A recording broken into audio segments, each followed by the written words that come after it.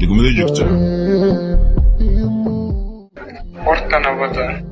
maasha allah marka ugu horeysay aad inta soo gashay intee iga fiirisay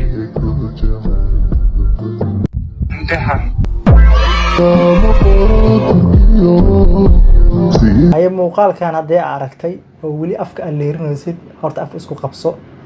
midaan sheeko aad ku qosaysa ma laakiin muuqaalkan 10 laga baraka ayaa jirto midaas oo ah yarkan aftahan gooni ma ahan hadaladiisa hadalkan inuu dareenku u dhaliyaa laga yaabaa wax kale ma aha waa indhaha cilmi baaris badan waxay sheegay qofka marka indhaha isku dhufatiin maskaxda waxay fahmi kartaa sakama ugu hore qofkan wuxuu ka damacsan yahay oo qofka hadii uu dan gooniya uu ka leeyahay qofka oo indhaha u saaro qof kale uu fahmaya waa sababta inta badan ka arag maxay iga fiirnay qofka uu dareema qof waxa laga yaabaa inuu caadi ku fiiriyo sakame badan ku fiiriyo laakiin aad ku xanaaqin markii qaarna dhay maxay iga fiiriyo markii qaarna aaba ka heshid fiiriskiis aad mataqaana dareen la jishid sida hadda muuqaalkan arkaysan marka wax ugu muhiimsan waxa waaye indhaha inaad ka hadashid